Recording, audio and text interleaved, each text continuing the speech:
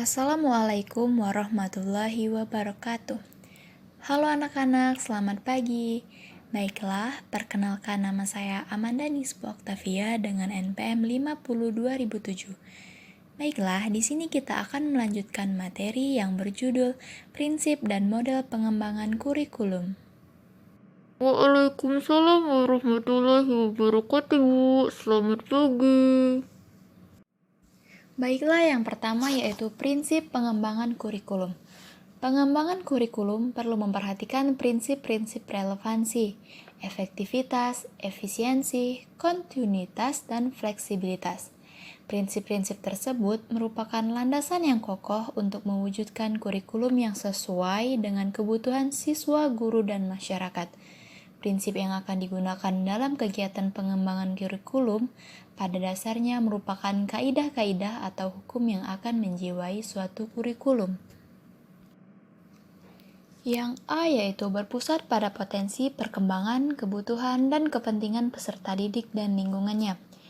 Kurikulum ini dikembangkan berdasarkan prinsip bahwa peserta didik memiliki posisi sentral untuk mengembangkan kompetensinya agar menjadi manusia yang beriman dan bertakwa kepada Tuhan Yang Maha Esa.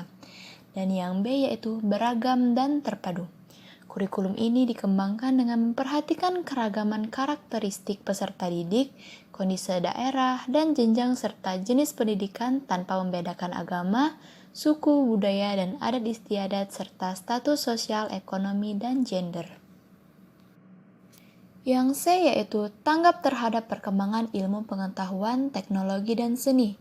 Kurikulum ini dikembangkan atas dasar kesadaran bahwa ilmu pengetahuan, teknologi, dan seni berkembang secara dinamis. D. Relevan dengan kebutuhan kehidupan. Pengembangan kurikulum ini dilakukan dengan melibatkan pemangku kepentingan atau stakeholders untuk menjamin relevansi pendidikan dengan kebutuhan kehidupan. E. Menyeluruh dan berkesinambungan. Substansi kurikulum mencakup keseluruhan dimensi kompetensi, bidang kajian keilmuan, dan mata pelajaran yang direncanakan dan disajikan secara berkesinambungan antar semua jenjang pendidikan.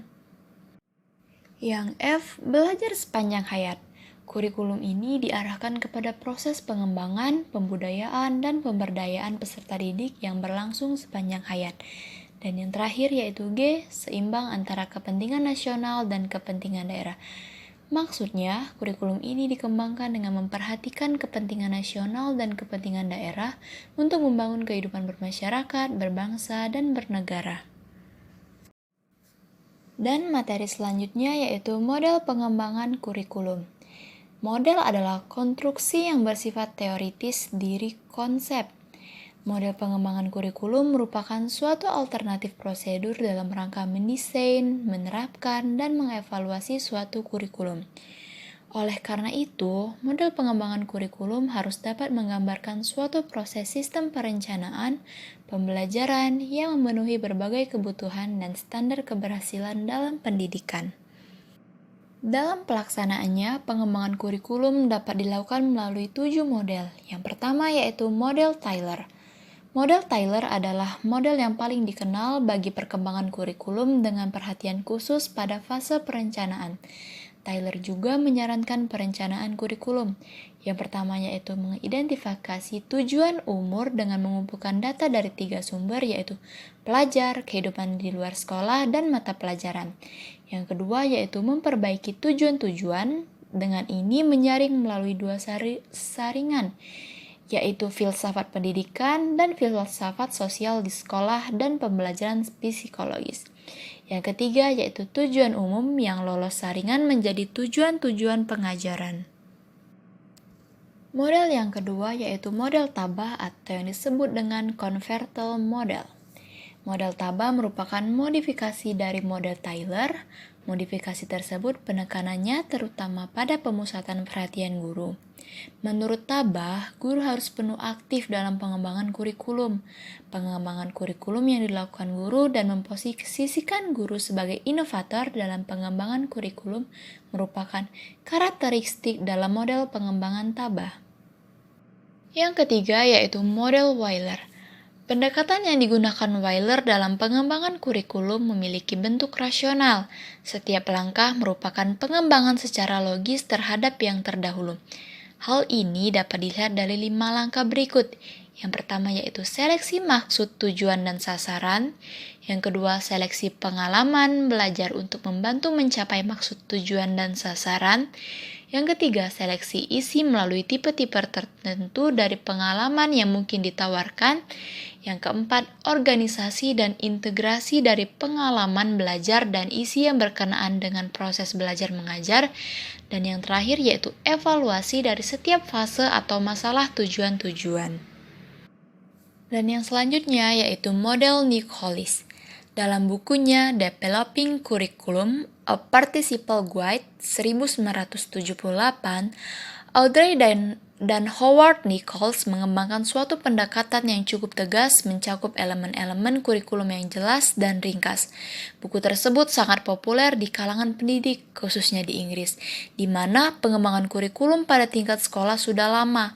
Nichols menitik beratkan pada pendekatan pengembangan kurikulum yang rasional, khususnya kebutuhan untuk kurikulum yang munculnya dari adanya perubahan situasi. Yang kelima yaitu model Skillback. Malcolm Skillback, Direktur Pusat Pengembangan Kurikulum Australia, mengembangkan suatu interaksi alternatif atau model dinamis bagi suatu interaksi alternatif atau model dinamis bagi model proses kurikulum.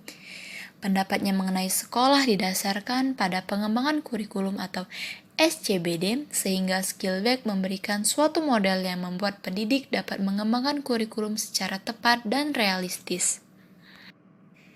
Yang keenam yaitu model Seiler. Model ini membentuk kurikulum planning process atau proses perencanaan kurikulum. Untuk mengerti model ini, kita harus menganalisa konsep kurikulum dan konsep rencana kurikulum mereka. Model ini menunjukkan bahwa perencanaan kurikulum mulai dengan menentukan atau menetapkan tujuan sasaran pendidikan yang khusus dan utama yang akan mereka capai. Dan yang terakhir yaitu model Khamis dan MC Taggart. Bagi sekumpulan yang sudah merancang tindakan, mereka boleh memulakan langkah pertama seperti mana yang dikemukakan oleh model Lewin. Walau bagaimanapun, mereka berpendapat bahwa kebanyakan kumpulan akan memulakan peringkat awal refleksi bagi membuat tinjauan awal terhadap sesuatu situasi sebagai asas untuk merancang dan bertindak. Baiklah, mungkin itu saja yang bisa saya sampaikan. Kurang lebih saya mohon maaf. Saya akhiri.